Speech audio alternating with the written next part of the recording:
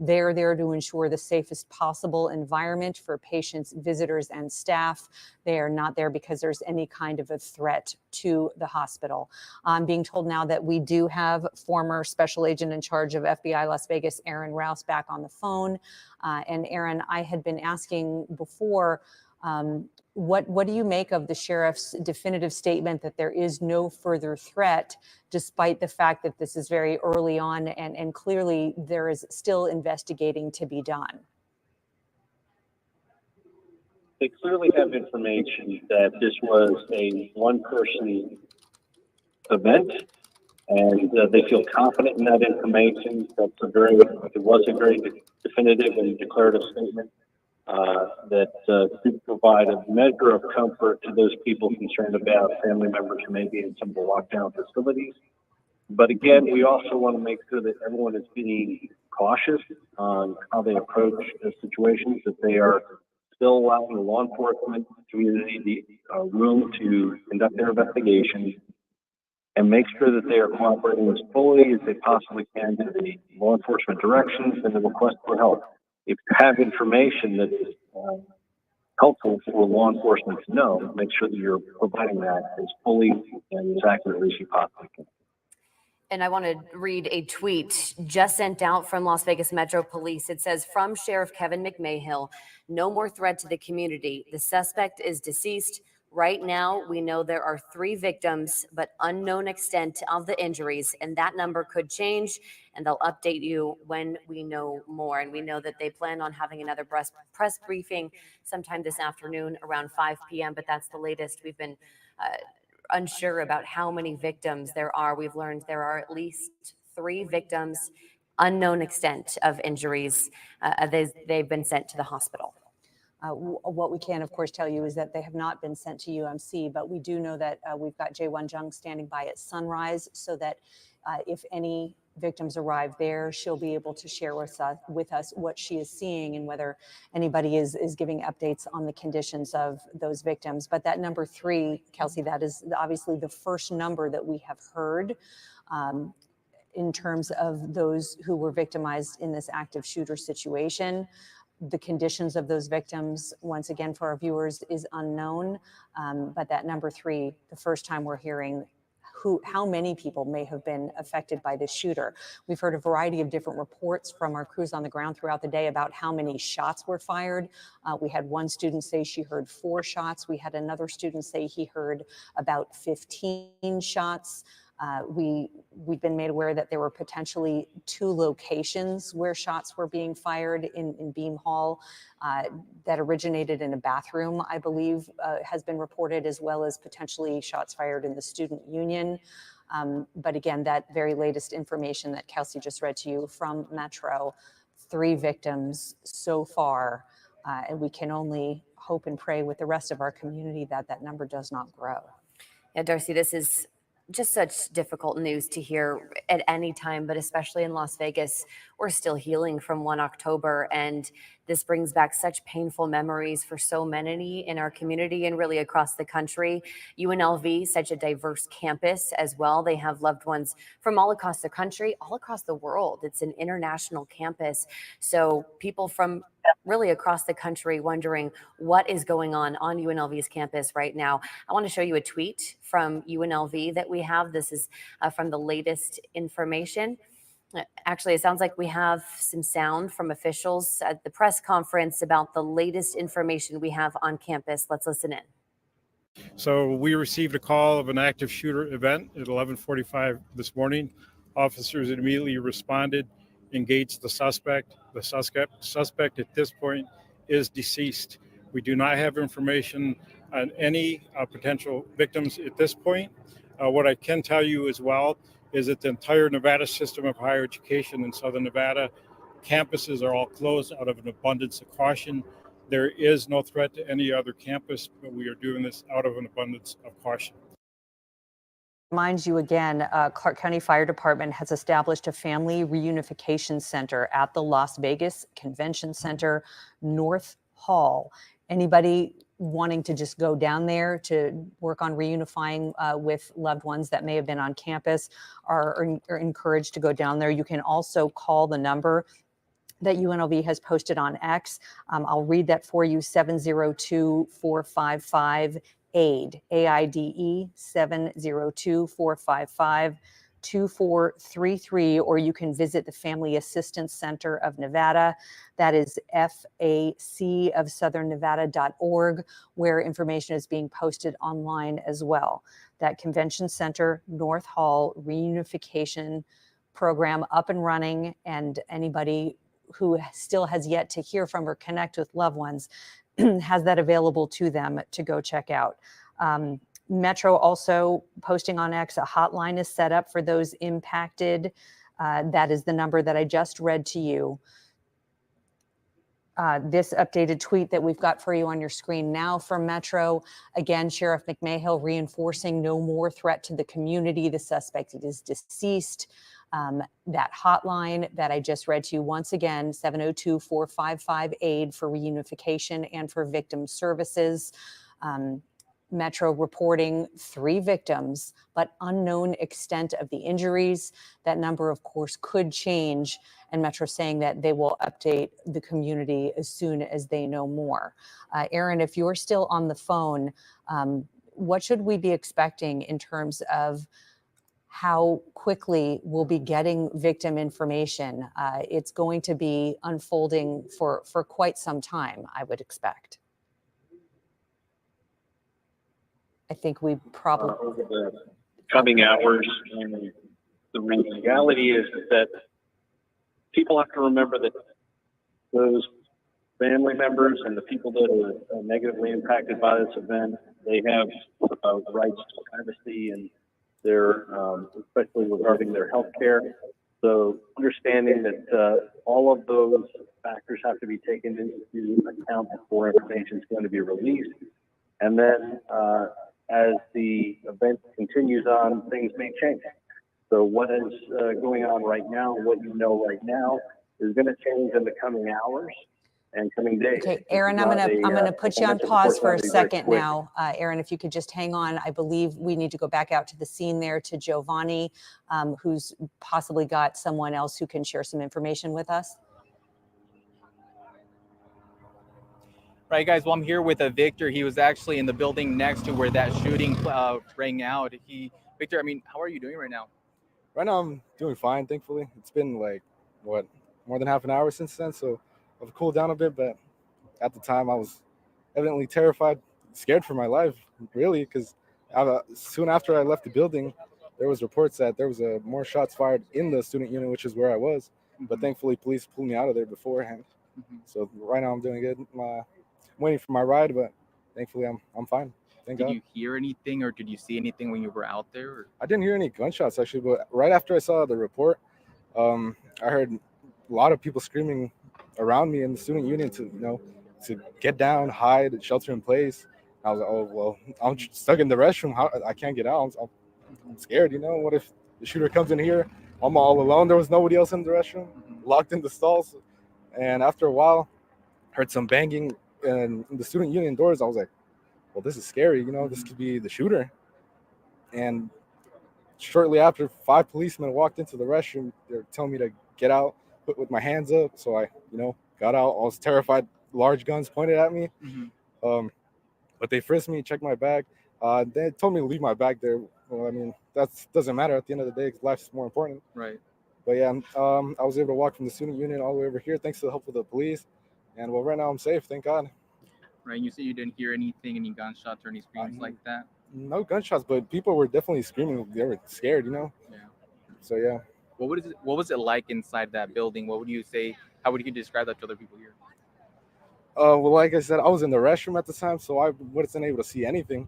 But I did hear people scared. It was dead quiet after because people, were trying to just stay safe, not make any noise. And until the loud banging came on, which is when my heart started racing. Right. But thank God it was police and no one else. So, yeah. What was going through your mind during that time? Oh, man, I just wanted to get out of there safely. It was a scary situation. I've never been in anything like this before. I've seen it happen elsewhere. Never thought it would happen here. But it does call into question the university's security because it is an open campus. So it's not uncommon to see like homeless people around. And, unfortunately, there is bad people, and it is quite easy to conceal a gun and just bring it onto campus. And well, this just shows that. Right. I mean, have you been able to get a hold of your loved ones, your mom or your dad, or I don't know if you have any siblings, or have you been able to reach out to them? Yeah, they all reached out right away as soon as they saw the news, and I let them know I was safe. I reached out to my friends. Thankfully, they're all safe as well. Unfortunately, there is people that did get hurt. Hopefully God's with them and they're safe, and their families as well. But yeah, scary situation. Yeah, very scary situation, guys. Well, of course, continue to speak with other students here as well, but for now, I'll send it back to you guys. For the latest there, that student describing a harrowing situation, being stuck in the bathroom, hearing screams outside, not knowing what is going on. Very happy to see that he has made it out safe. And as he described, he was instructed by police to drop his backpack and all of his belongings on campus, as I'm sure many other students have had to do, as well as leave their vehicles on campus, as this is now a big active crime scene. So a lot of students needing to reunite with people and find rides home. We're going to toss to a sound from officials at the press conference earlier. So as you can imagine, the campus is a very large area to cover. Much like we had it in the aftermath of 1 October, there's a lot of additional calls coming in that students hunkered down. They're afraid, they're scared. Our officers are going unit by unit, building by building with the university police and the rest of the police officers, firefighters, EMS, and making sure that we don't have any additional victims and or subjects. So we'll be back with you in the very near future to provide an update. That was Sheriff Kevin McMahill ensuring the community that there is no further threat and that the suspect and the suspected shooter is now deceased. He was killed on campus. Right now, it's unclear if that was a self-inflicted gunshot wound or whether that was gunfire from police. We're still working to find out a lot of information surrounding the suspect, who that person was, any sort of motive, and that investigation really just beginning for all of these agencies, as this is a multi-agency investigation.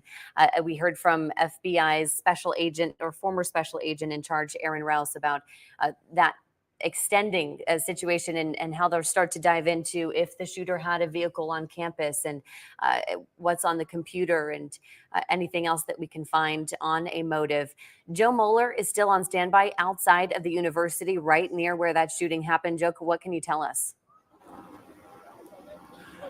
Yeah, the investigation is still continuing here at the UNLV campus. We are just east of the campus on Maryland Parkway. We are still watching law enforcement show up here for this investigation.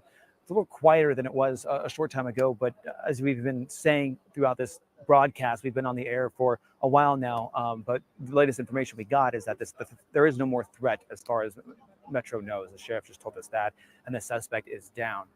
But the investigation continues. They told me they're still going through the campus, searching the campus, trying to let students out building by building and class by class. So we're still seeing some people trickle out of the campus here. Obviously, this is going to be closed for quite some time. Maryland Parkway, you're seeing dozens and dozens of law enforcement vehicles, different agencies. We see ambulances. They're still at here. All right, and we just got an update from Metro as well. There's 3 known victims. That's the latest information we just got from the Metropolitan Police Department. So that just came out moments ago, because about 30 minutes ago, the sheriff gave us one thing, and so now we're learning that there's 3 victims. The extent of those injuries not known at this time. The next update we are expecting to get from Metro is at 5 o'clock under the Metro headquarters near downtown Las Vegas. So we'll not be here at the UNLV campus, but we have been hearing the intercom here on campus as well, telling students to stay in place as they continue to clear this. We talked to a student who mentioned it's obviously a scary situation when you're in that classroom and you hear reports of an active shooter on campus. I personally have been in a situation like that. It was 10 years ago when I was in university in California, but it's a feeling you don't know what's going on outside of your door. And when some students say they heard gunshots, that's obviously a little bit more nerve-wracking as well. But they all got that update on their cell phone, getting several text messages from the school telling them about the active shooter situation happening on campus. Investigation continuing here at this hour, as it will be for quite some time. A lot of people here have questions. I'm seeing neighbors nearby still trying to get down Maryland Parkway. I'm still seeing parents walk up here trying to gather information, trying to figure out what's going on campus. And so a lot of people are trying to find out who the suspect was that was inside of that building when these shots rang out. And and what exactly happened inside that room. That- All right. that very now we loud are just noise. learning some more information, as we just said a moment ago, that there is another Metro presser, Metropolitan Police Department here, press update happening at 5 p.m. tonight. So that's when we will get the latest information from them. But what we have learned, obviously, three victims. The extent of those injuries still not known here at this time. The suspect is down, killed here on the campus of UNLV. The campus is still closed. Roads around the campus still closed. So if you live in the area, work in the area, you're being asked to avoid it because you won't be able to get through many of these streets. Again, we're on Maryland Parkway, completely closed down here on the east side of the campus. Now, we also have a number of reporters around the campus here and around the valley covering this situation. We have J1 Jung standing by as well. J1. Again, just give me a minute. Hi, I'm J1 Jung, live across from Sunrise Hospital. You can see that there are several police cars standing by at the perimeter of the Sunrise Hospital campus. I was actually able to speak with a worker at Sunrise Hospital who asked me to keep her identity secret, but she told me that the hospital campus right now is on complete lockdown. Nobody is allowed to leave. I had someone message me on Instagram saying that they're actually a first responder at UNLV. I'm dialed in with him right now. Mike, so how are you doing right now? I mean, you're a first responder. What has your experience been like? Hi, so just to introduce myself, my name is Mike Taralba Malian. I'm a master's student at UNLV for nursing, but I'm also a first responder EMT with Lee Canyon Sea Patrol, and I was formerly Henderson Fire, formerly Portland Airport Fire.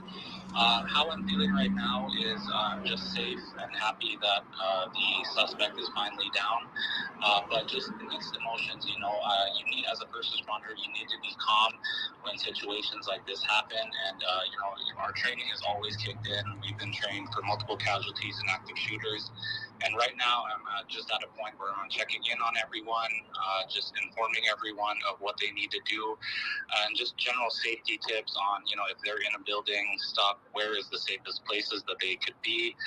And the biggest thing is really just following UPD and Metro's orders, and, you know, just following that shelter in place. And you know, a lot of it is just in times like this, information can get jumbled around. It's so important to just keep looking at the first responders, especially Metro Police and UPD, that have all the information, following them as best as possible.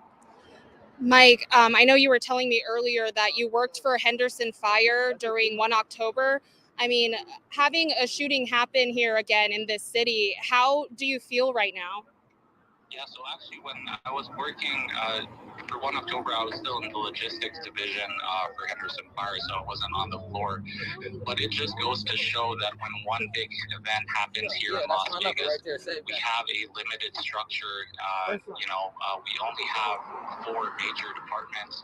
We only have a couple police agencies, so it's up to us to really work together. So what happens is major units will respond, but the other departments and the other agencies around town will kind of move units around just to make sure that everywhere else is safe. Because when events happen like this, everyone is focused on UNLV.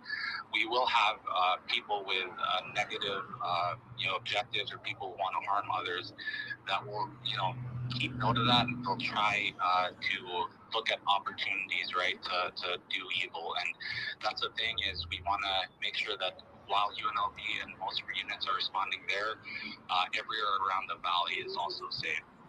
All right, Mike. Well, thank you so much for your time. I'm going to send it back to you, Kelsey. I'll be standing by here at Sunrise Hospital and watching out for the latest.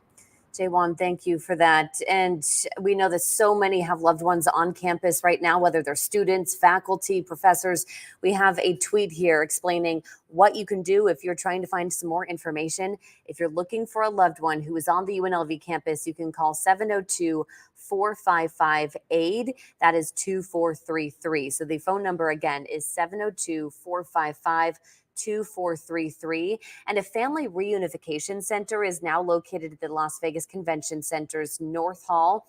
Las Vegas and, Clark County Fire helping transport students that we heard during the press conference to that reunification center. If you are looking for your loved one and not able to get in contact with them, that is going to be the best place that you can find them, because as you can see, the university is still very much an active crime scene, and they're working on evacuating students safely as they continue sheltering in place on campus here. So that's going to be the best place where you can find them and avoid the chaos of this very active crime scene. Brian Horwath is also on scene for us. Brian, what can you tell us?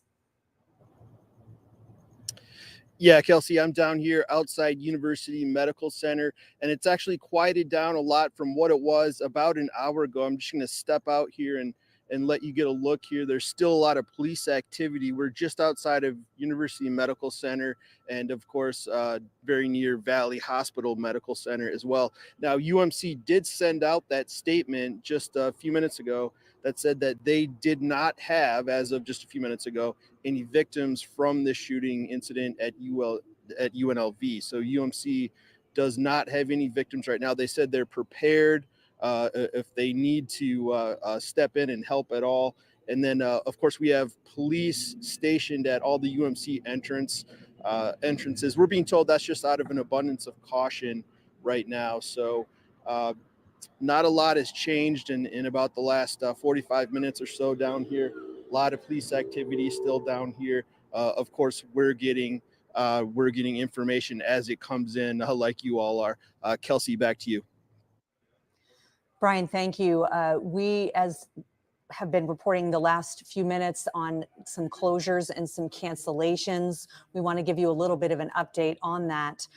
We do know that according to UNLV, they're saying due to the tragic events unfolding on UNLV's campus, tonight's men's basketball contest between UNLV and the University of Dayton will not be played. Further information will be released when available. We ask that our fans keep the UNLV community in their thoughts and prayers. And Metro just posting on X about 3 minutes ago some updates on the roads that are shut down and that everyone in the community is urged to avoid those closures. Maryland Parkway closed at University Avenue to Tropicana Avenue. Swenson and University Drive closed Tropicana Avenue to Flamingo Road, and I-15 is shut down northbound starting at Blue Diamond to Charleston. So cancellation of the basketball game, lots of road closures, closures at college campuses across the state. We do have Aaron Rouse still on the phone with us. Again, that's former special agent in charge of FBI Las Vegas, Aaron Rouse.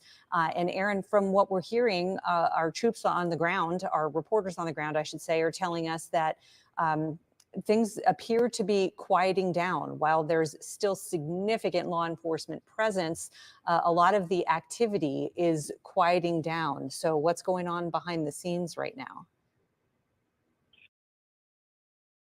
When it first happened, I ran, and then, I left my stuff there because I'm not trying to get shot, packing my stuff up because it was in the building pretty close, and they're saying there's multiple shooters, multiple suspects. So, I ran away. I was like, at the time, I thought there's only one. So I was like, okay, well, let me try to go get my stuff that I left there. But no, so. Sure, were you worried at all? Yeah, oh, definitely. Yeah, it's pretty worrisome. Sorry about that. We thought we were going to be going on the phone to Aaron, but of course, you just heard from another student on campus. That student saying what several other students have been telling us throughout the day, that there have been conflicting reports regarding the number of shooters. He did say that he heard there were multiple shooters, but that information is not what we are hearing from police.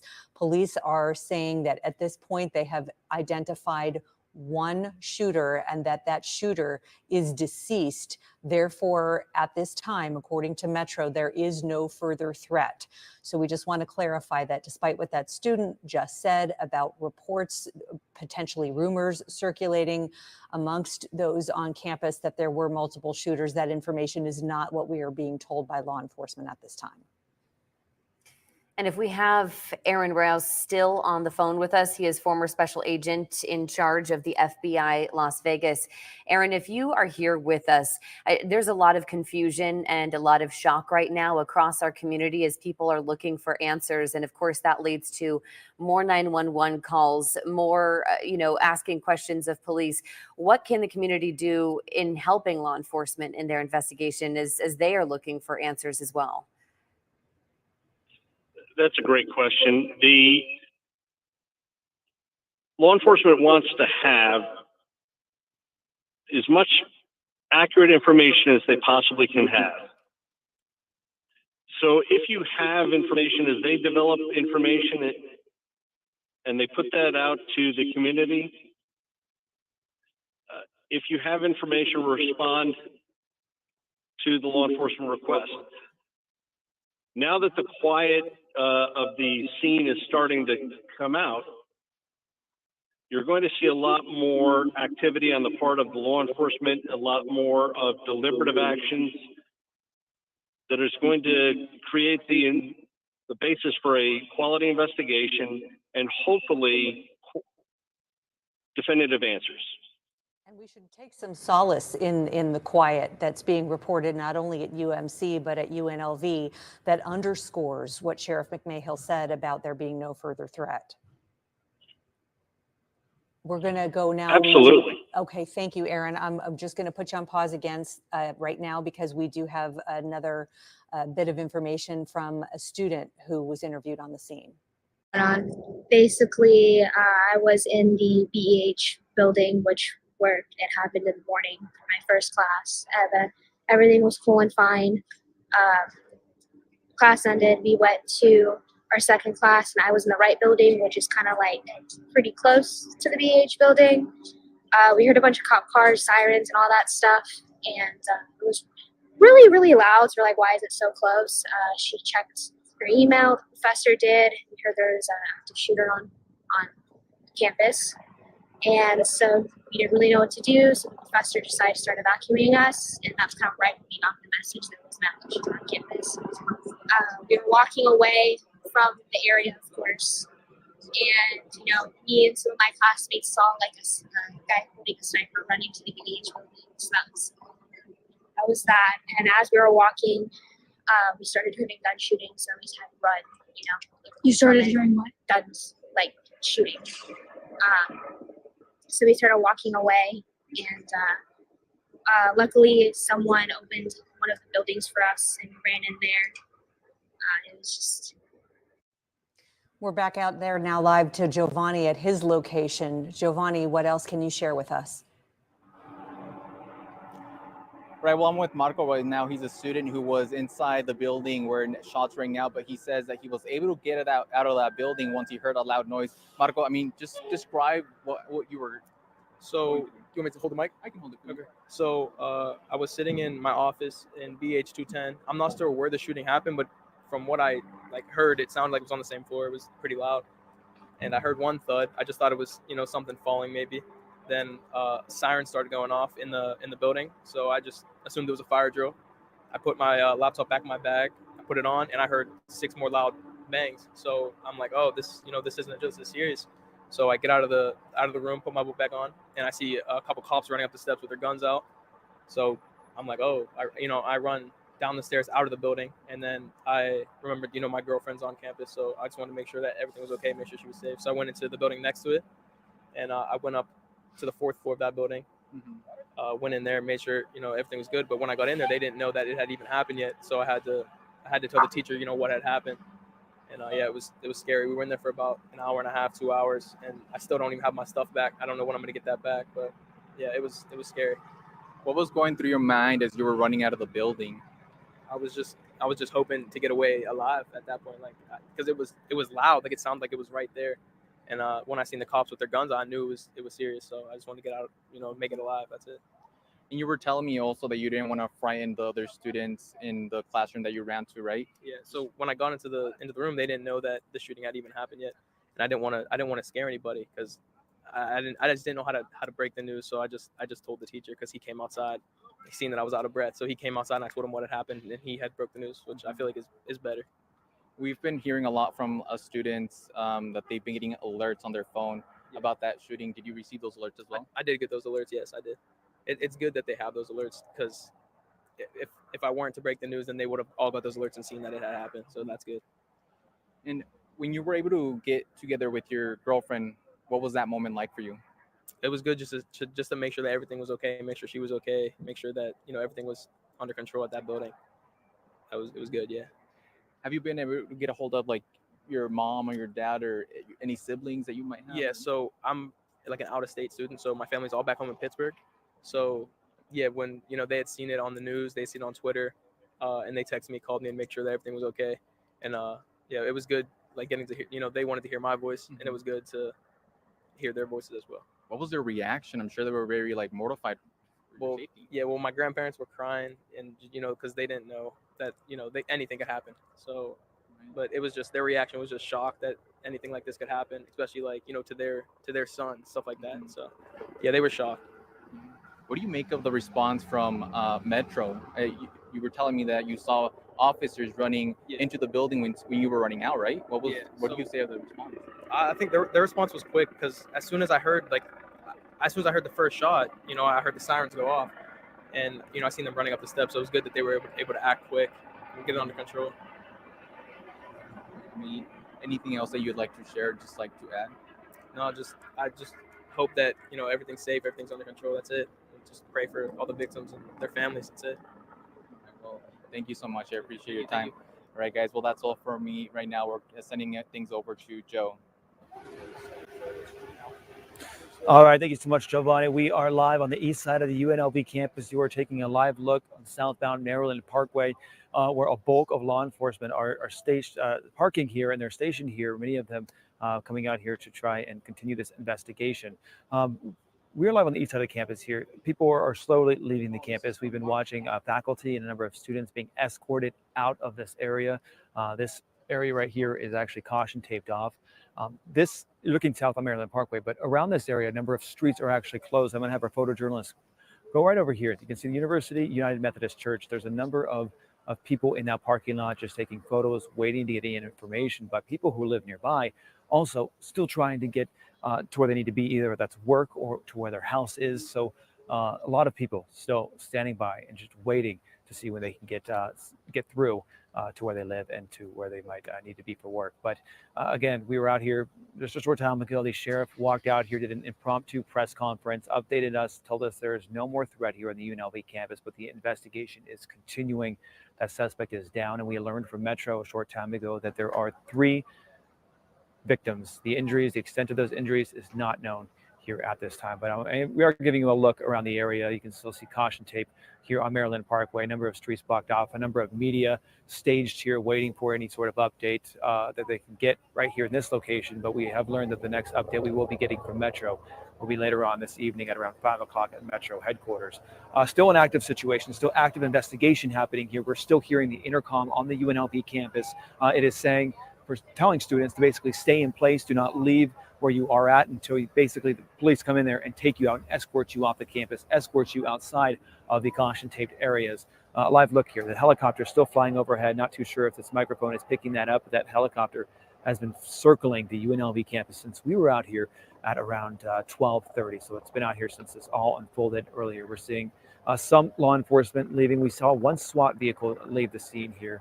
As we did learn, the sheriff, Metropolitan Sheriff, did tell us there is no more threat on campus, but they want to make sure. They want to go through this campus and just investigate every single room, every single building to make sure that everybody is okay and make sure that they can get everybody out safely out of this campus. The investigation is continuing. Quite a lot of students, parents still waiting for answers, hoping to find out more about what unfolded there inside of that building. And there is one suspect down.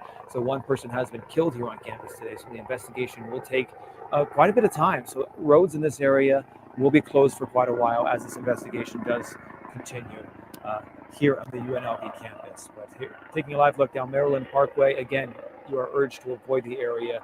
Traffic is pretty bad in the area because so many roads are closed on and around the campus. But we're going to continue to stay out here as we continue to watch students leave the campus here. And I know both of you back at the station, Kelsey, when you're in these sort of situations, unfortunately, I don't know about you guys, but unfortunately, I have been on a campus before when you are told to lock in, stay in your classroom and lock in place when there's reports of an active shooter on campus. It's not a good feeling. As a student we talked to earlier said, it's scary. I mean, you don't know what's going on outside of your door, who's outside of your door. So many students still inside waiting for that word that they can leave campus, hoping someone will come on there to get them. But I'll send it back to both of you, but definitely a scary situation here on campus. Absolutely, Joe. And I can tell you from the perspective of a parent whose students have gone through many of those drills, that the threat that those drills will become a reality someday is a constant fear that myself as a parent and all those that I know who have students from the school district on up through any college level are feeling and thinking about right now. We have been telling you about the trickle effect of closures and cancellations that the shooting at UNLV has had. We have a little bit of new information now posted, this coming from the Las Vegas Review-Journal, that a candlelight vigil that was planned for Wednesday night at Allegiant Stadium to honor fallen Nevada Highway Patrol troopers Michael Abate and Alberto Felix has been canceled. Again, that candlelight vigil that was set to happen at Allegiant on Wednesday for fallen Highway Patrol troopers Michael Abate and Alberto Felix has been canceled. And Kelsey, you also have an update that's come into you. That's right, from Nevada State Police. We previously told you the I-15 northbound was closed between Blue Diamond and Charleston. Just minutes ago, they've sent out an update saying that it is now open between Blue Diamond and Charleston. Ramps on the I-15, though, remain blocked right now. We have another update as well. This one from the LVCVA. They're asking any family going to that reunification center at the convention center to park along the flagpoles in front of the Central Hall. And we want to toss to actually joining us now, we have Randy Sutton. He is a retired lieutenant with the Las Vegas Metropolitan Police Department. Randy, thanks for joining us. A really tough time for our community right now. I really wish I wasn't joining you today, but you're right. This is a very difficult time for our community. You know, the memory, you can still smell the gun smoke from October, you know, of a couple of years ago. And today we're once again burdened with a multiple shooter situation, or excuse me, a multiple victim situation involving an active shooter, this time on the campus of the UNLV. And so this is a very dynamic situation. There haven't been that many facts that have been put out by Metro, but we do know that we have multiple victims, and the extent of how many and the extent of their injuries has not been reported yet. And Randy, your organization, Wounded Blue, can you tell us a little bit about how that might come into play? Absolutely. So the Wounded Blue is a nationwide charity. We are the national assistance and support organization for injured and disabled law enforcement officers. Now, there's going to be a huge police response at this, and we're still unsure of the method that of death of the suspect. Was it an officer-involved shooting? We haven't been told that yet, but I can guarantee you this, that multiple victims has a strong effect on the emotional well-being of everyone involved at that scene, including the police officers who are being placed in the situation to provide first aid, to have to stay on the scene and actually sit with the victims if there are deceased victims, and then deal with the victims' families. It's very, very traumatic for a law enforcement officer. And so sometimes these things have very dramatic effects on their emotional and mental well-being. And so what the Wounded Blue does is we work with injured and disabled officers all over the country, here in Metro Land and Las Vegas as well, to help them deal with the traumas that they experience. And so we recognize injuries as either being physical or emotional and psychological. And I can guarantee you that the officers who are at this scene right now are going to face some struggles. And the question why, everybody always wants to know why. Right. As we were hearing earlier from former special agent in charge of FBI Las Vegas, Aaron Rouse, you don't always get to know why in situations like this. And clearly with a deceased suspect, those whys may be very hard to come by, and that's going to be hard for a lot of people. Well, more often than not, the why comes out during the investigation. More often than not, of course, the exception to that rule was the shooter at from the Mandalay Bay. That one still remains an open mystery. But here's what the investigative process is going to be here. We have a deceased suspect. They will identify him. He's probably already been identified. They will go through all of his or her social media. They will look at any of their devices. They will go through and talk to their friends and family and try to develop some information about what the motivating factors were here.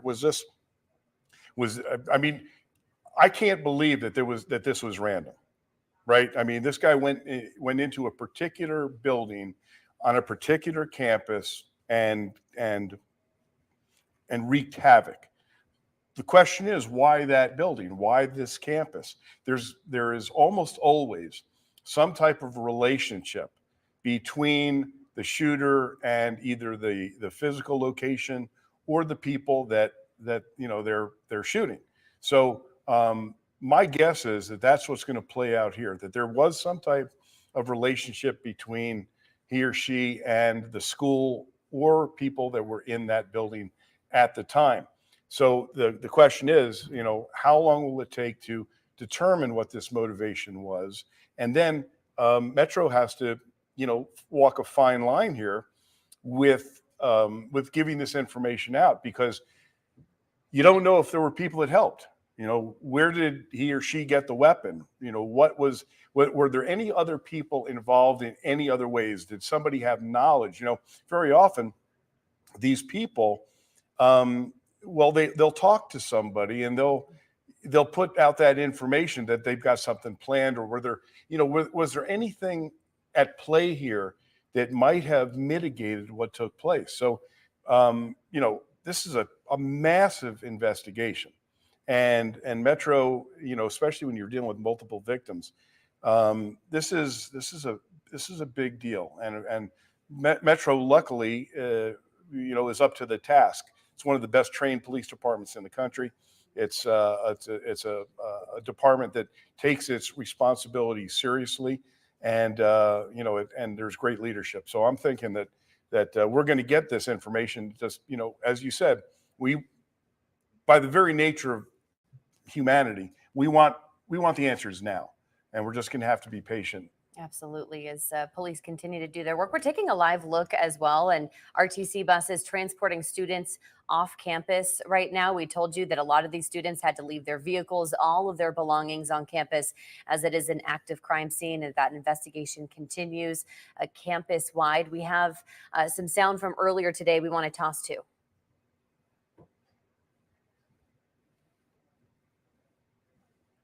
Still scared. Still, I won't be happy until I get my daughter where I can see her, when I can actually put my hands on my daughter and know that she's okay. I'm going to be stressed. There's no stress level 1 to 10. This is 1,000. You raise your children, you take them, you tell them to go to school so they can get a better education, to have a better life, and then you have to worry about them. They're losing their life before it can even begin. There are no words. There are no words to express how stressful that is. And I know that my child is alive, so I can't even imagine those parents who have lost their child, or their child is wounded.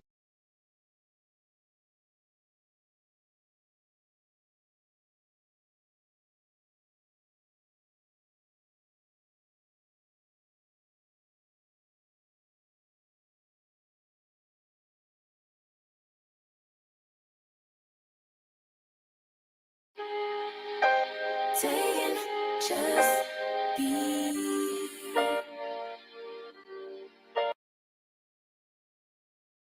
Don't take it. Taking just don't be.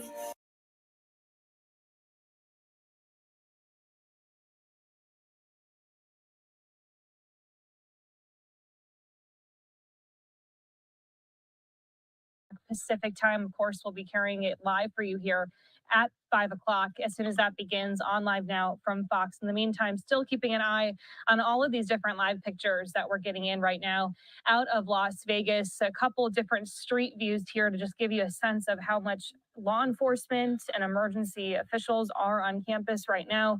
We also have a campus shot here too, where we've seen a lot of students and family members, staff being escorted out of some of these buildings as police continue to go through here. And right now they're obviously going through all of these different scenes that they have been monitoring throughout Las Vegas, and also speaking with people in the area. That's where they're going to get a lot of this information throughout the day here. And so part of that is obviously a huge part of this investigation, but our crews as well. They've been talking with some of these different witnesses and people who may have loved ones in the area that have been there during this time as well. And we've been showing you some of that here, but there have been just so many people that we've had the chance to catch up with who have really been able to paint a better picture of what happened earlier today when the first news of this came out just before noon in Las Vegas. Let's bring you some more of this reaction here next. All right, so I'm going to hold on to this and we'll look at each other. So start by telling me what your name is and how do you spell it? So Caden Selvig, Cadin Selvig. And what year student are you?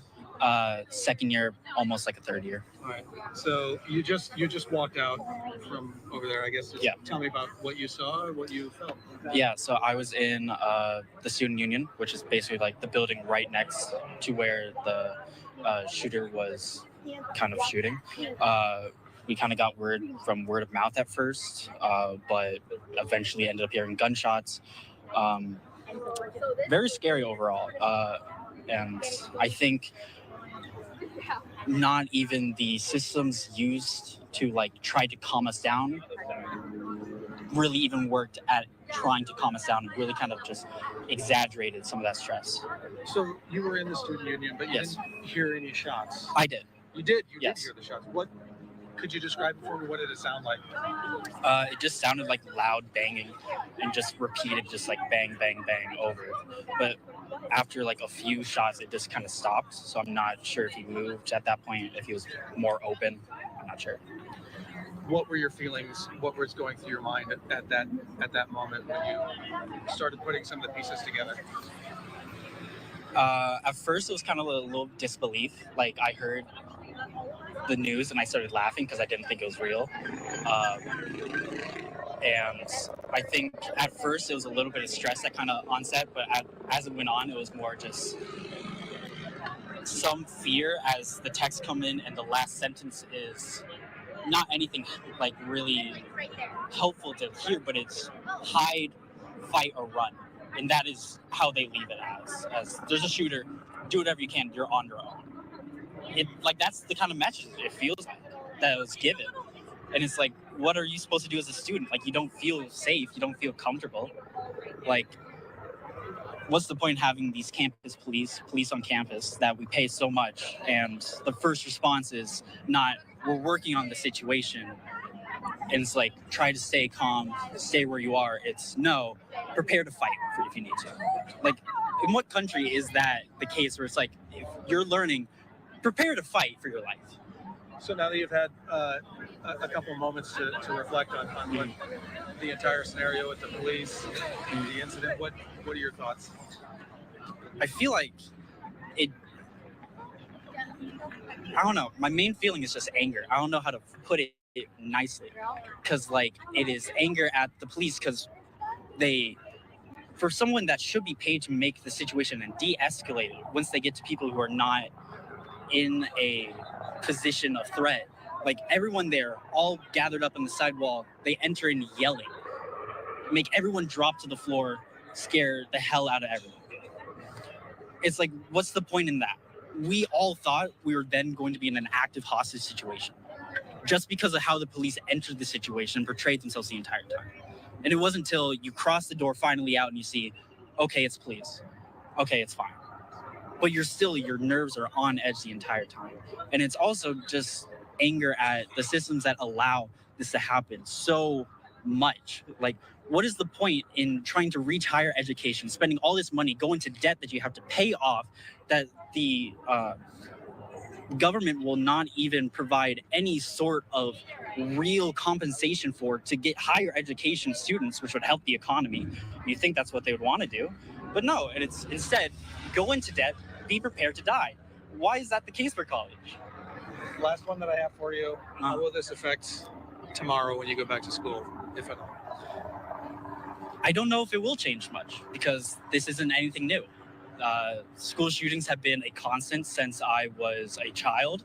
It has been a constant now. There have been more mass shootings than there have been days in the year, and that's been a constant for about 2 or 3 years from my knowledge. Like, gun violence in America is not anything new. It is not anything that we are surprised by, and especially as students. All we hear is, oh, there was a new school shooting. How will the students come back from this? What will we do as a nation? And all we hear is, nothing. We will do nothing. We will send thoughts and prayers, and I bet that's all we're going to come from this. From this, we'll hear thoughts and prayers, and that's it. All right, so hearing more reaction here from students on campus, other people in the area, as we continue to follow the latest developments out of Las Vegas. Your time right now is 3 o'clock Pacific time. That means that the next update out of Las Vegas should be coming here in the next 2 hours or so. Of course,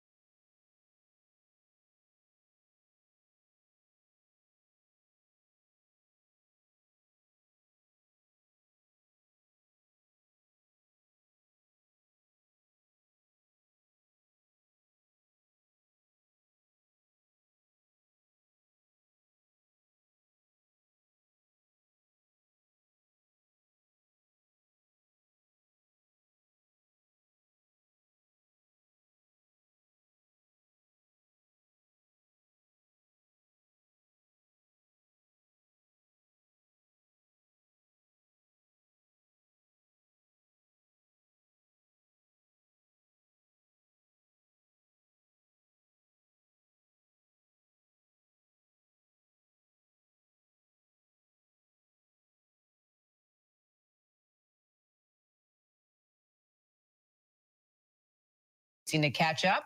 4 Republican candidates set to face off.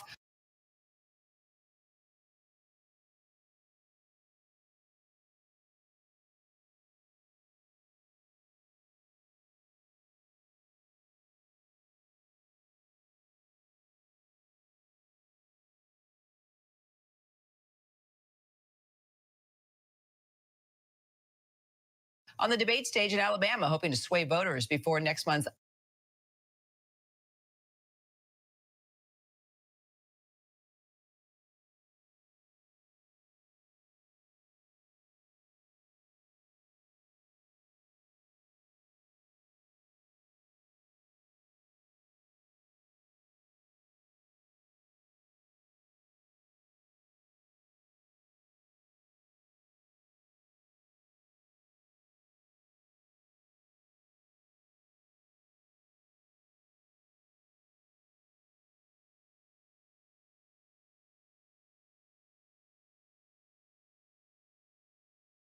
We were in the student union on the second floor, and we heard at the business building, the BEH on the second floor, there was an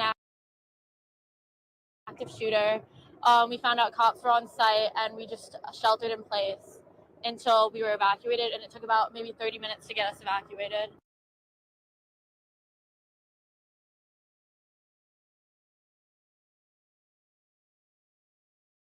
We are now hearing that the suspect has been located and is deceased. So, just on your experience, what are we looking at here? So, with a deceased suspect, you then have to make sure that he's not set up anything else where someone could get hurt. Like, how did he get there? Did he get there in a vehicle? And, you know, they're going to run a background check on him, Terry, as quickly as possible to see if there's connections to other people. As we both know, it's less likely. These guys tend to act alone. If they feel like they have that contained, obviously the second focus at the same time are the victims, getting medical treatment to them, getting them out of these two locations to a hospital. And we'll have to see how this unfolds. You know, 2 locations, I'm not sure what that means. It could mean a couple of potential things, that he was looking for someone and went to 2 locations to look for them, or he was just going to school to shoot people, you know, like Chow at Virginia Tech and at other campuses. It was just the campus was the basic victim. So we'll see how that unfolds. You know, and to follow up on that, the University Police Department tweeted just about 20 minutes ago, Brad, while this was an ongoing active shooter situation, University Police responding to additional reports of shots fired. This is not a drill. Run, hide, fight. Run, hide, fight. Those awful words. And now every student, you know, must understand. They're pretty self-explanatory, but that now we live in this world where run, hide, fight is a command that we are ready to receive. But it seems pretty clear that the university was on this and very concerned from the get-go. This really goes, Terry, to training people. Get programming them as much as we don't like the topic to do this, because it saves lives. And if you can get people to immediately click into, where am I in reference to the shooting? Am I next to it? Is it a distance away? And you have to make a judgment call. It's one thing inside a contained, like small elementary or middle school. University campuses, I don't know how this one's laid out, but typically they're spread out. They're in various locations. So students can be any place potentially on campus of where do they go at that particular location to get away from a potential shooter. And I'm going to guess again that the police or someone got to the shooter unless he took his own life. And that's why this ended quickly, because as you well know, most mass shootings occur under 5 minutes. I'm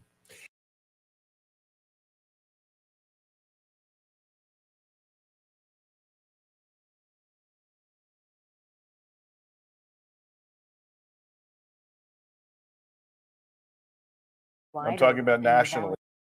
350 police officers have been shot so far in 2023. The violence towards law enforcement is at a critical nature as well. In fact, last year more than 60,000 law enforcement officers were physically assaulted. So this epidemic of violence is hitting all parts of our world. And then when you see the violence that's been taking place across campuses, across cities, it tends to create within us this anxiety. And then we have an event like this that comes, you know, after we've been watching the violence that's been taking place, not just in our nation, but across the world, and almost an acceptance of violence in certain situations, which I find particularly frightening. And now it's come to our doorstep here in Las Vegas. And we saw from so many of the students that our ground crews have been talking to, they're speaking about it in a calm, in many ways, matter-of-fact tone, aside from that one young woman who was in tears after hugging her mother. But it does appear to be something that is accepted and maybe even expected. Clearly, they're prepared for it with all of the drills, but just listening to those students talk, I think, speaks to what you were just getting at. Yeah, and you know what? I can't help but be sad in the how this can affect the innocence, the loss of innocence of these are barely children themselves. You know, we see it at the schools. We see violence in even middle schools, and now, you know, these are young adults that are now facing the very harsh reality of death, violent death on their campus for no particular reason that we are aware of. And even if there was some weird reasoning in this creature's mind that killed these people, it won't make any sense to anybody else. And the randomness of violence is a very difficult thing to conceive of when you're just trying to get an education, when you're just trying to live your life, you're trying to go to school, and suddenly this happens, and it shatters it shatters your innocence. It's something that really kind of hits close to home for me. I was a UNLV student and worked on campus for a number of years up until about 2014, 2015. I'm seeing the journalism building right now on our screen. It's very close in proximity to the building where that initial reporting of shooting happened, and as well as the student union right nearby. I worked in the building near the student union as well. And I really, our hearts go out to all of the students, the faculty, the staff on campus who are feeling that fear, as well as all of the first responders who are thinking, again, I have to respond to something like this. Again, it is absolutely devastating. I wanted to return to Paradise Elementary School. We had mentioned previously that it was in a soft lockdown and that students are safe at Paradise Elementary School, actually on campus of UNLV. Now, this is the ABC live shot. You can see on campus here, crime scene, a crime tape right around that student union building. It looks like officers are on scene. Randy, just taking a look at this picture on our screen here, what are you seeing from this, and anything else that we should be looking out for, or anything that stands out to you in this? Well, this is, you're talking about a massive crime scene. You know, you're talking about a campus, and they have to narrow down how did the individual get onto the campus? There may be multiple crime scenes that we haven't discovered yet. You know, before he came to wreak his havoc here at UNLV, did he kill someone else at some other location? And this is all part of the investigation and why it's so critical to keep that crime scene expanded. The crime scenes are variable, right? They will expand and they will contract depending on what the investigation discovers. So, you know, this is a massive crime scene. You got to look at the forensic evidence that's going to have to be collected.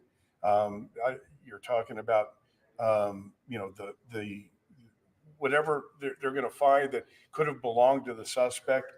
Did he discard anything on the way in? It's just a monumental task, and this is what law enforcement trains for. And this is going to be a massive challenge. And you had spoken, Randy, earlier about the likelihood that there's some kind of a connection between the shooter and the place on campus where he chose to do this. Kelsey, you heard a lot of the students saying BH, referring to the Beam Hall is what that stands for, yes? That's right. What is the subject matter that is taught there? A lot of subject matter, from what I remember while I was on campus, was within business administration. That was a building I never walked into as a journalism and media studies major, so I didn't see a lot of classes inside that building. But we had mentioned before, it's really kind of near that hub of campus. This is just outside of the student union that we're looking at here. There's a building to our left of the screen there, as well as to our right is that BH building just to the right of the student union, as well as all of the dorm rooms, or a lot of the dorm rooms right across the way from BH, or Beam Hall.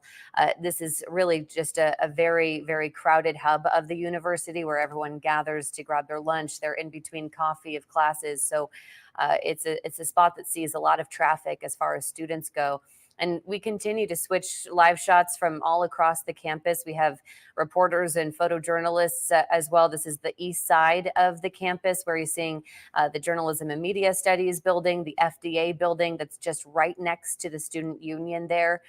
That's on the east side of campus off of Maryland Parkway as well. A huge response from police here. We have from a DOJ spokesperson that the Attorney General has now been briefed and is monitoring the situation, and that ATF and FBI are on the scene and ready to assist our local partners. Randy, if you could weigh in here on what that collaboration is like between ATF and FBI as well as local agencies. So the collaboration between law enforcement agencies is critical in an investigation like this. The feds have resources that locals do not, and they will be actively involved in this, especially since we know that there was at least one firearm utilized. That ATF is really, really good at determining where these firearms came from, tracks them, what was the original source, Was this gun purchased legally? Was this weapon stolen? Many of these criminals, they don't obtain weapons legally because they're criminals, and so stealing a gun or purchasing a stolen gun is just part of their world. But the ATF will investigate that. The FBI will be involved in the forensic examination of the social media and the devices, because there might be a nexus too. And we can't rule out terrorism here. There could be a terrorism nexus, and law enforcement will have to determine that. And if there in fact is, then what was this guy's? I'm going to say it's a guy, just because I sincerely doubt it was a woman. What was this guy's motivation, and what were his relationships? What are his relationships, and what communications took place between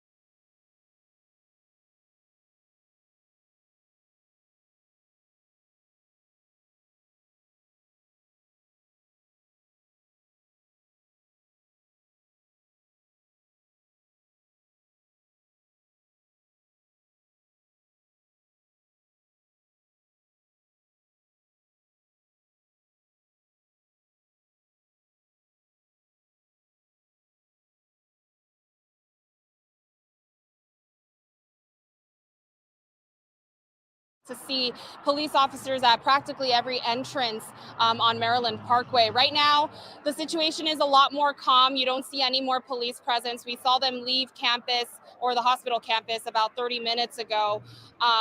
So we're just standing out here and seeing if anybody coming out of the hospital is willing to talk with us. There were a couple people earlier who wanted to get inside the hospital to see some of their family members who are patients, and they had no way of getting in. So that's kind of been the latest situation out here. What we know from Metro so far is that the suspect is confirmed to be dead. We've heard from ABC News that unfortunately the 3 victims are now confirmed dead as well. Just truly a tragic day for all of us. I mean, coming off the heels of a tragic incident last week and having to deal with this again this week, just truly a somber day for our community today. We're live outside the Sunrise Hospital. I'm Jaewon Jung. Let me send it back to you in the studio, Darcy, Kelsey. Jaewon, that's just a painful reminder, right? As we're talking about, not only is this difficult for the community, but also the first responders. As we're taking a live look at campus, you can see armed police officers are on campus there. They have lots of bulletproof vests and all of that as well. But as Jaewon has mentioned, this is on the heels of 2 Nevada State troopers being killed on the I-15 after police say a DUI driver did a hit and run crash there. And Randy, you mentioned that this is really tough for police and their mental health, especially coming off of a week like that where they have lost 2 of their brothers. Oh yeah, 2 police officers in one incident losing their lives in the line of duty is a very stark reminder to every police officer, not just here locally, but across the country, the frailty of human life, and the understanding that the job that you do places you at abnormal risk. Police officers around the country are at risk literally every single time that they put on their uniform. That's not a trite phrase. That's the reality. And when you see 2 of your brothers being buried, as a result of a line of duty death, it brings home to not only you but to your family the fragility that truly is human life, and the risks that you take when you put on that badge. So this is a somber time for law enforcement, especially here locally, because of course these 2 troopers had relationships with other police officers and their families, and it's just devastating to see their loss of life. And our hearts go out to them, as well as the families of now 3 victims who have been confirmed dead, and the suspect also being confirmed deceased on campus. We have new information now, a statement coming in from CCSD Superintendent Dr. Jesus Jar regarding the event at UNLV. The Clark County School District offers our deepest condolences to the victims and families of this tragedy at the University of Nevada, Las Vegas. The district has and will continue to deploy resources supporting our UNLV community as needed, including the CCSD Police Department personnel and counselors from our critical response teams. Clark County School District sponsored athletic events are canceled today. And, you know, this is going to be something where we see a wake of impacts from this, because as you had talked about, Darcy, this is really a community school where so many people have parents who work on campus or friends and loved ones who go to campus. I mean, a lot of working adults too who have full-time jobs and are going onto campus for classes. It's just a widespread impact here of so many people who are now traumatized from this event. An active shooter reported on UNLV's campus.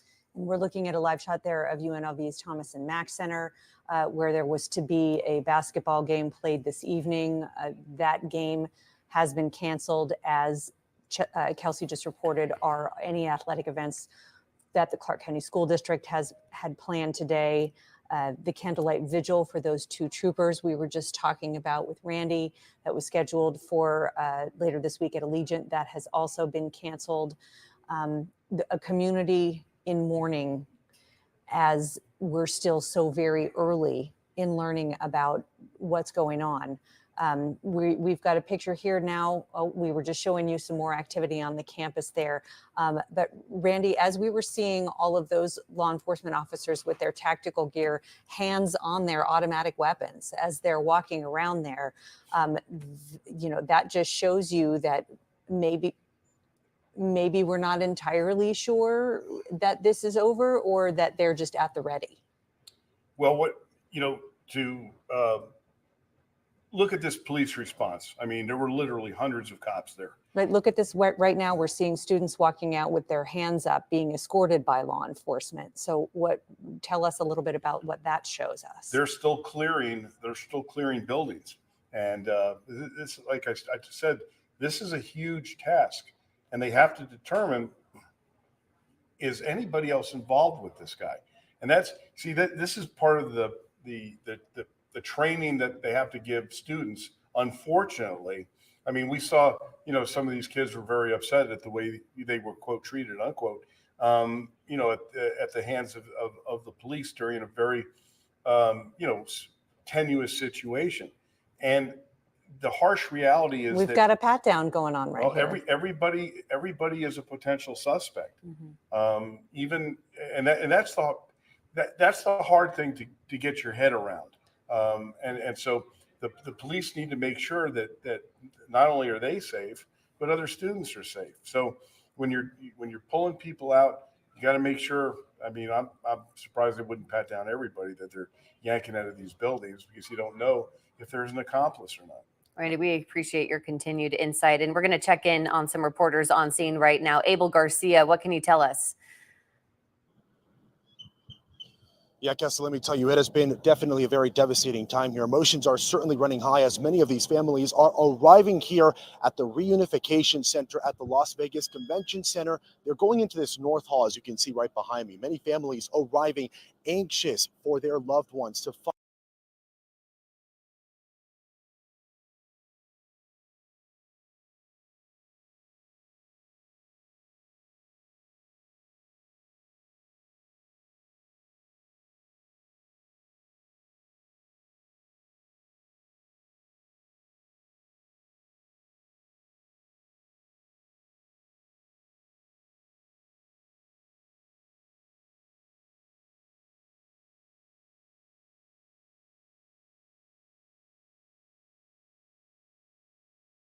We are now hearing that the suspect has been located and is deceased. So, just on your experience, what are we looking at?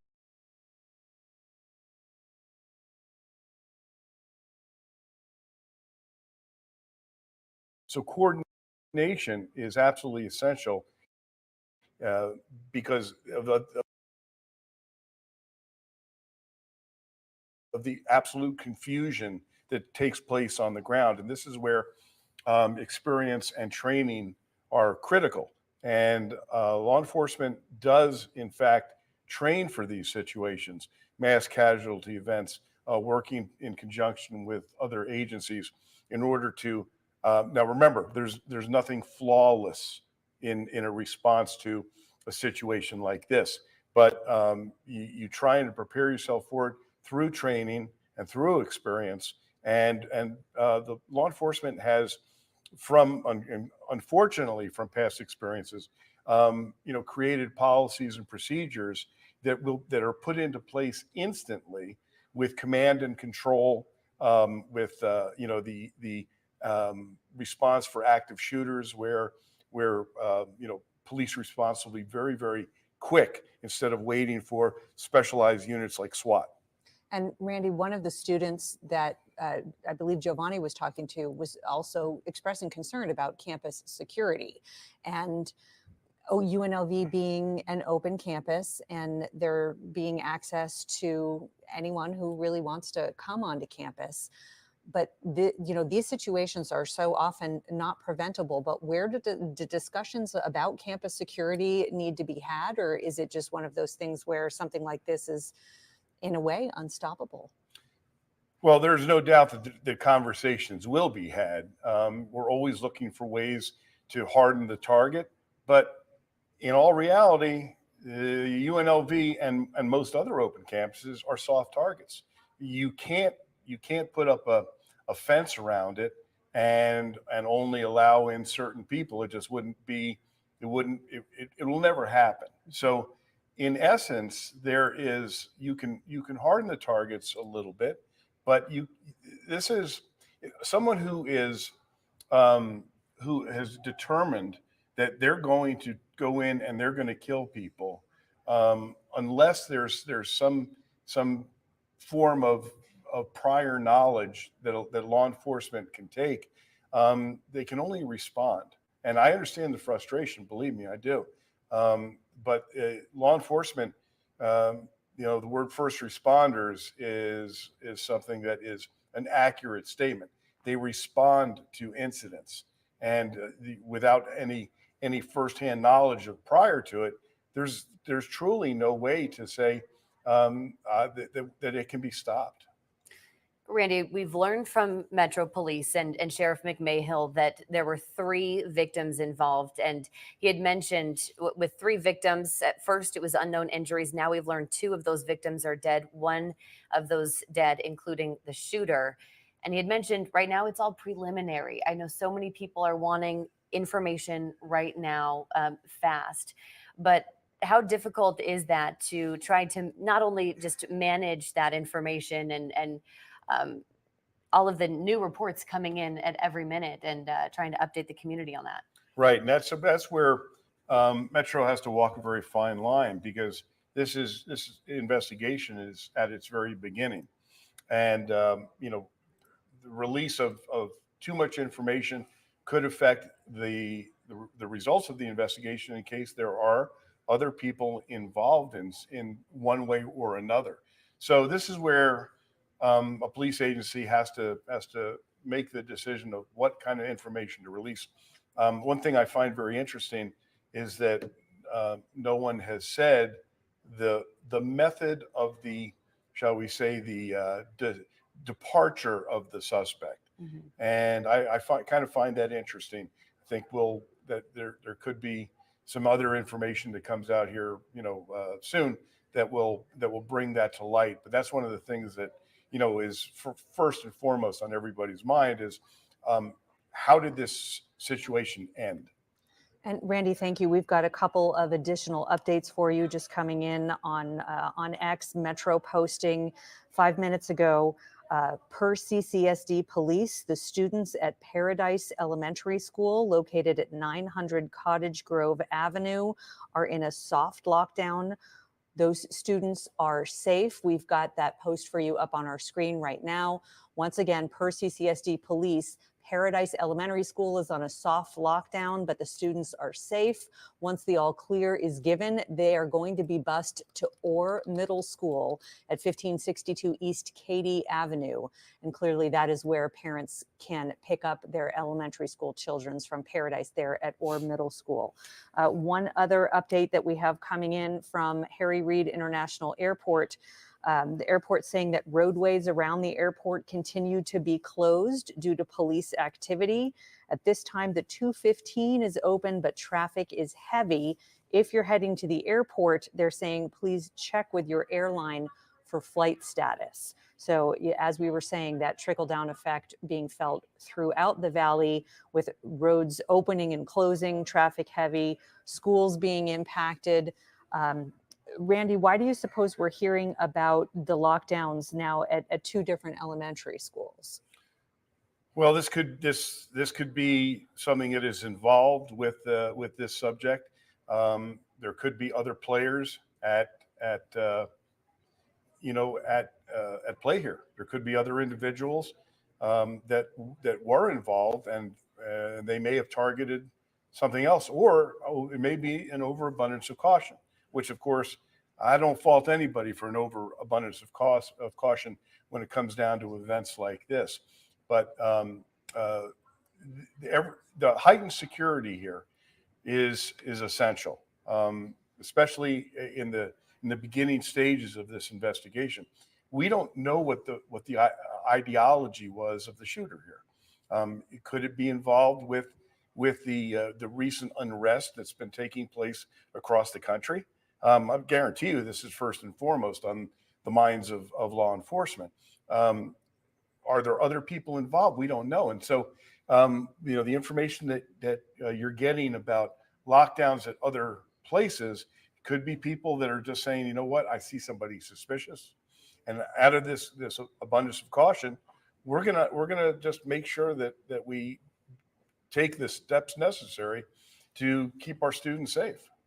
And we're just learning some breaking details now from ABC News. We've learned that 3 victims are dead, as well as the shooter. So in total, 4 people are dead, according to ABC News, along with 3 victims on the UNLV campus. We still have reporters on scene right now. Joe Moeller is on the east side of the campus, near where those shootings took place. Joe, what are you seeing, and what can you tell us?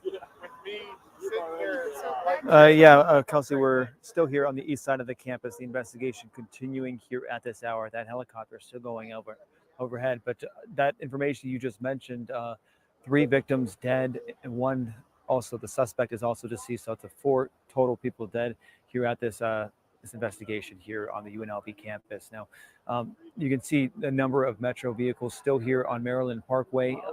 Still, they're going through a number of buildings on campus to make sure that everybody is clear to leave. They are escorting students out. They're escorting faculty out still here at this time, hours after this all unfolded, hours after that initial report of an active shooter on campus came out and was sent to students. A lot of people had questions who were leaving campus. I was able to talk to a number of people. They didn't really know what the situation was like on campus. They didn't know the extent of how many people were shot or killed on campus, or where that suspect was coming from. A lot of that information we're still waiting to get, but that ABC News information that we're now learning is that there are 4 total dead, 3 victims have now been reported deceased. I know that information just coming into our newsroom a short time ago. You were taking a live look at Maryland Parkway. This is the east side of the campus here. People are still waiting on several intersections around this area, trying to get through Maryland Parkway, but a number of roads remain closed for this investigation. I'm sure you can hear it on my microphone. The helicopter still overhead. I think our photojournalist mentioned that there was someone inside of the helicopter with a gun looking out, trying to help with this investigation, still searching this campus. We're hearing the intercom also at the campus. They've been on the loudspeaker that's on a number of buildings on the campus. You're telling people to stay in place until you are told otherwise, until law enforcement comes in there and escorts you out. They've been escorting people outside of the closed perimeter, the caution taped area that is here. Many people leaving, students leaving, trying to go to that reunification center at the Convention Center North Hall. But I mean, I did see a number of people leaving with tears in their eyes. I mean, to be on that campus when some of them hearing those gunshots, Not knowing what's happening outside of that door is obviously a frightening situation, nothing that people want to be in, but unfortunately students here say they have prepared for this. It's not a situation anybody ever wants to be in, but many of them knew what to do when that text message came through on their phone. So they were, unfortunately, fortunately they were prepared, but unfortunately it's a situation that you don't ever want to be involved in. But we are live on the east side of campus. The investigation continuing here at this hour. I'll give you more of a live look. You can see a number of law enforcement on the right-hand side of your screen. This is on the campus there. I am seeing lights, emergency lights, just as far as I can see on the campus, down Maryland Parkway, a number of SWAT, FBI, Las Vegas Metro Police officers, Clark County School District Police, just about every agency in Southern Nevada has made it to this campus. I'm even seeing park rangers out here. Kelsey and Darcy, I'll go ahead and send it back to you, but the investigation going to be out here for some time, especially now that we're learning that new information that there is a total of 3 victims dead here in this shooting. And you know, these investigations will continue for several hours. So if you are coming to this area, it'll definitely be blocked out for quite some time. Thank you very much. We now are going to share some sound that we got with you from the Education Secretary. I'm going to start off acknowledging some news that I learned just a few minutes ago. There was a shooting at the University of Las Vegas, University of Nevada, Las Vegas school shooting. We don't have all the information. We know there are several victims. The Department of Education will be reaching out and will support the school the best way we can. I want to extend the thoughts with that community and commit once again to doing everything we can to improve school safety, which is our #1 priority. And I know you will join me in saying a prayer tonight for the families in the community. That was the Secretary of Education. We now have received an update from Vitalant in response to the situation at UNLV. Now we're told the organization will be sending additional units of blood to an area hospital in response to this tragedy. And those who would like to support the community blood supply following this horrible incident are encouraged to give blood in the coming days and weeks. Now here is that statement. It says, in part, those who would like to support are encouraged to give blood.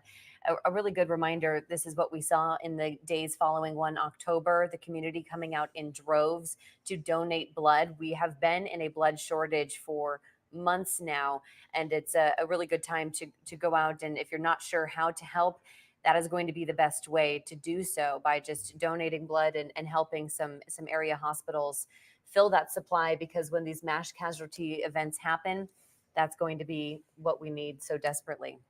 And Randy, of course, we've been reporting that we now know of 4 casualties today, the shooter as well as 3 victims. We're going to come back to you in a second where we talk about the likelihood of there being more, but for now we do have some sound from the White House that we'd like to share with you. I just was told about the shooting. Obviously, we're going to continue to monitor what's currently occurring. I don't want to get ahead of what local enforcements are probably dealing with at this time. You heard me at the top talk about, another shooting that happened in Texas, and certainly this is an epidemic that the president has taken very seriously. That's why he's taken actions, right, and doing more than 24 executive actions and making sure that we deal with the epidemic, making sure that people feel safe in their community. And I talked about the second gentleman who's going to be attending a vigil along with our 2 deputies who are helping to head our gun violence prevention office. And so don't have anything to share at this time. Certainly, if we have more, we will share that with all of you, but we are monitoring very closely. And getting back with you now, Randy, what is the likelihood that there will be more casualties? Well, we've just seen from demonstrated to us that this situation is so fluid that there's already been changes in the information that we're getting. So I wouldn't doubt for a moment that there may be more casualties than we've been told about at this point. Because remember, that didn't come from official sources, right? When we get it from official sources, then we can pretty much be sure that it's reasonable and responsible and the truth. We're getting it from different news sources. So we got to be really careful about what our intake is here. And you know, like we talked about earlier, we all want instantaneous gratification, but we're just going to have to be patient here and monitor the situation and report as it goes along. And gun violence, as you just heard from the White House, being referred to once again as an epidemic. All of us probably wondering, when is it going to hit our campus? Because it feels like sometimes in this day and age, it's more of a when than an if. Well, and that's why you never know where it's going to hit, and that's why the preparation is so essential. But while we're talking about violence, I just received information yesterday that 350 police officers have been shot this year.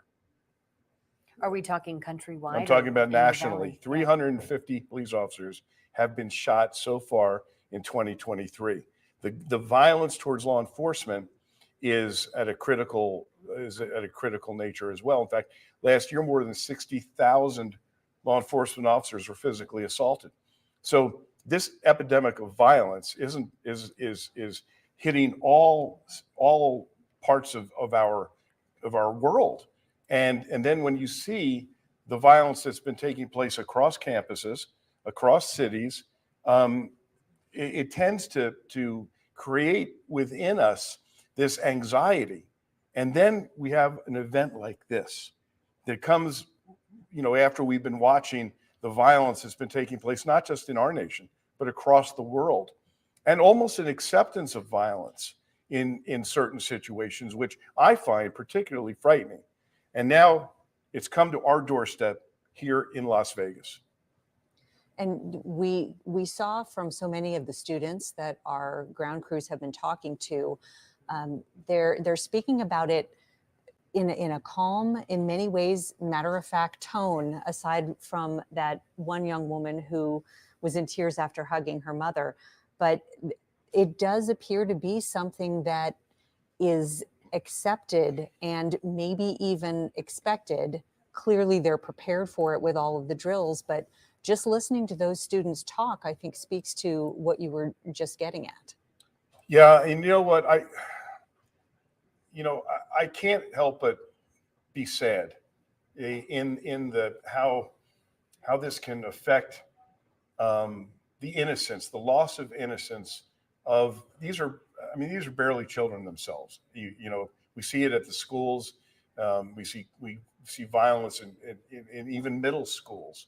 And now, you know, these are young adults that are now facing the very harsh reality of death, violent death on their campus for no particular reason that we are aware of. And even if there was some weird reasoning in this creature's mind that killed these people, it won't make any sense to anybody else. And the randomness of violence is a very difficult thing to conceive of when you're just trying to get an education, when you're just trying to live your life, you're trying to go to school, and suddenly this happens and it shatters your innocence. It's something that really kind of hits close to home for me. I was a UNLV student and worked on campus for a number of years up until about 2014, 2015. I'm seeing the journalism building right now on our screen. It's very close in proximity to the building where that initial reporting of shooting happened, and as well as the student union right nearby. I worked in the building near the student union as well. And I really, our hearts go out to all of the students, the fact, as well as all of the first responders who are thinking, again, I have to respond to something like this. Again, it is absolutely devastating. I wanted to return to Paradise Elementary School. We had mentioned previously that it was in a soft lockdown and that students are safe at Paradise Elementary School, actually on campus here, crime scene, a crime tape right around that student union building. It looks like officers are on scene. Randy, just taking a look at this picture on our screen here, what are you seeing from this, and anything else that we should be looking out for, or anything that stands out to you in this? Well, you're talking about a massive crime scene. You're talking about a campus, and they have to narrow down how did the individual get onto the campus? There may be multiple crime scenes that we haven't discovered yet. Before he came to wreak his havoc here at UNLV, did he kill someone else at some other location? And this is all part of the investigation and why it's so critical to keep that crime scene expanded. The crime scenes are variable, right? They will expand and they will contract depending on what the investigation discovers. So this is a massive crime scene. You got to look at the forensic evidence that's going to have to be collected. You're talking about the whatever they're going to find that could have belonged to the suspect. Did he discard anything on the way in? It's just a monumental task, and this is what law enforcement trains for, and this is going to be a massive challenge. And you had spoken, Randy, earlier about the likelihood that there's some kind of a connection between the shooter and the place on campus where he chose to do this. Kelsey, you heard a lot of the students saying BH, referring to the Beam Hall is what that stands for, yes? That's and right. What is the subject matter that is taught there?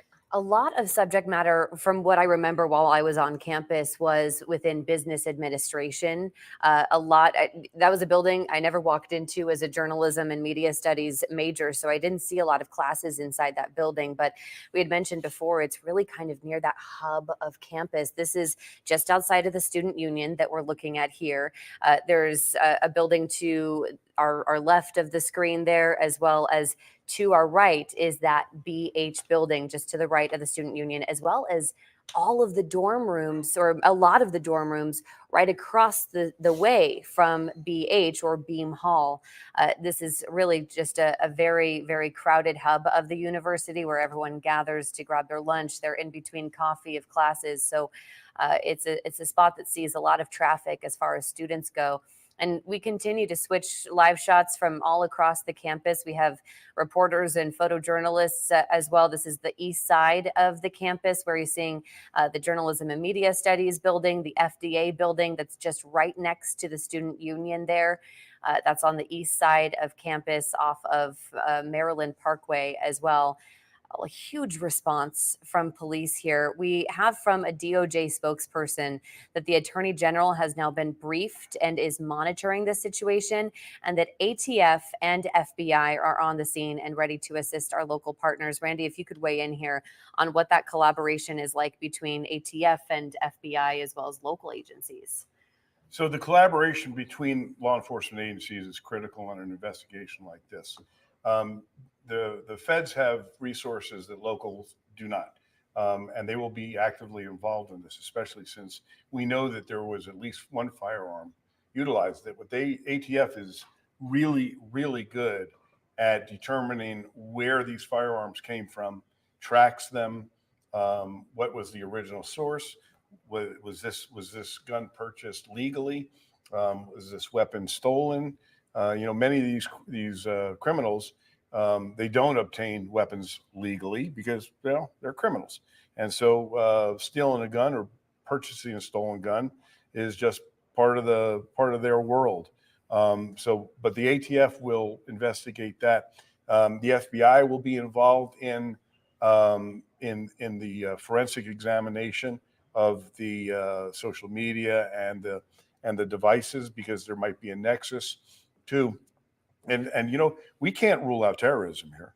There could be a terrorism nexus, and they will have to, law enforcement will have to determine that. And if there in fact is, then what was this guy's? I'm going to say it's a guy, just because I sincerely doubt it was a woman.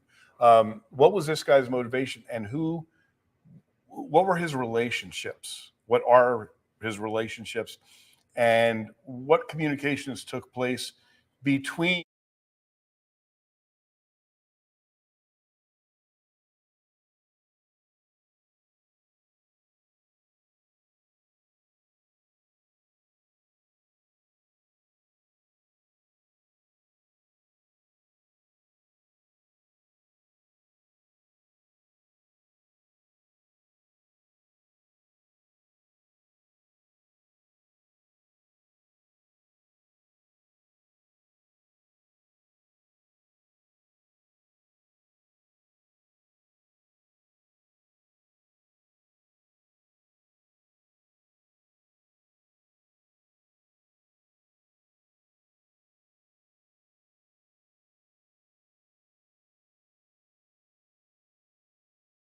To see police officers at practically every entrance on Maryland Parkway. Right now, the situation is a lot more calm. You don't see any more police presence. We saw them leave campus or the hospital campus about 30 minutes ago. So we're just standing out here and seeing if anybody coming out of the hospital is willing to talk with us. There were a couple people earlier who wanted to get inside the hospital to see some of their family members who are patients, and they had no way of getting in. So that's kind of been the latest situation out here. What we know from Metro so far is that the suspect is confirmed to be dead. We've heard from ABC News that unfortunately the 3 victims are now confirmed dead as well.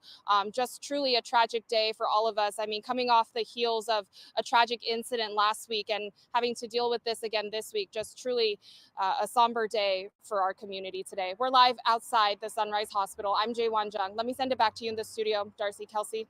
Jaewon, that's just a painful reminder, right? As we're talking about, not only is this difficult for the community, but also the first responders. As we're taking a live look at campus, you can see armed police officers are on campus there. They have lots of bulletproof vests and all of that as well. But as Jaewon has mentioned, this is on the heels of 2 Nevada State troopers being killed on the I-15 after police say a DUI driver did a hit and run crash there. And Randy, you mentioned that this is really tough for police and their mental health, especially coming off of a week like that where they have lost 2 of their brothers. Oh yeah, 2 police officers in one incident losing their lives in the line of duty is a very stark reminder to every police officer, not just here locally, but across the country, the frailty of human life and the understanding that the job that you do places you at abnormal risk. Police officers around the country are at risk literally every single time that they put on their uniform. That's not a trite phrase. That's the reality. And when you see 2 of your brothers being buried, as a result of a line of duty death, it brings home to not only you but to your family the fragility that truly is human life, and the risks that you take when you put on that badge. So yeah, this is a somber time for law enforcement, especially here locally, because of course these 2 troopers had relationships with other police officers and their families, and it's just devastating to see their loss of life. And our hearts go out to them, as well as the families of now 3 victims who have been confirmed dead, and the suspect also being confirmed deceased on campus. We have new information now, a statement coming in from CCSD Superintendent Dr. Jesus Jar regarding the event at UNLV. The Clark County School District offers our deepest condolences to the victims and families of this tragedy at the University of Nevada, Las Vegas. The district has and will continue to deploy resources supporting our UNLV community as needed, including the CCSD Police Department personnel and counselors from our critical response teams. Clark County School District sponsored athletic events are canceled today. And, this is going to be something where we see a wake of impacts from this, because as you had talked about, Darcy, this is really a community school where so many people have parents who work on campus, or friends and loved ones who go to campus. I mean, a lot of working adults too, who have full-time jobs and are going onto campus for classes. It's just a widespread impact here of so many people who are now traumatized from this event. An active shooter reported on UNLV's campus. And we're looking at a live shot there of UNLV's Thomas and Mack Center, where there was to be a basketball game played this evening. That game has been canceled, as Kelsey just reported, are any athletic events that the Clark County School District had planned today. The candlelight vigil for those 2 troopers we were just talking about with Randy, that was scheduled for later this week at Allegiant, that has also been canceled. A community in mourning, as we're still so very early in learning about what's going on.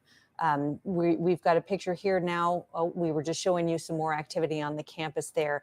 But Randy, as we were seeing all of those law enforcement officers with their tactical gear, hands on their automatic weapons as they're walking around there, you know, that just shows you that maybe we're not entirely sure that this is over, or that they're just at the ready. Well, to look at this police response. I mean, there were literally hundreds of cops there. But look at this right now. We're seeing students walking out with their hands up, being escorted by law enforcement. So tell us a little bit about what that shows us. They're still clearing buildings.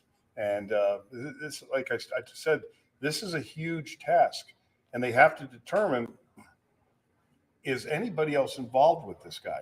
And this is part of the training that they have to give students. Unfortunately, I mean, we saw, some of these kids were very upset at the way they were, quote, treated, unquote, at the hands of the police during a very, tenuous situation. And the harsh reality is we've got a pat down going on right here. Everybody is a potential suspect. Mm-hmm. That's the hard thing to get your head around. And so the police need to make sure that not only are they safe, but other students are safe. So when you're pulling people out, you got to make sure. I mean, I'm surprised they wouldn't pat down everybody that they're yanking out of these buildings, because you don't know if there's an accomplice or not. Randy, we appreciate your continued insight, and we're going to check in on some reporters on scene right now. Abel Garcia, what can you tell us? Yeah, Kessa, let me tell you, it has been definitely a very devastating time here. Emotions are certainly running high as many of these families are arriving here at the Reunification Center at the Las Vegas Convention Center. They're going into this North Hall, as you can see right behind me. Many families arriving anxious for their loved ones to find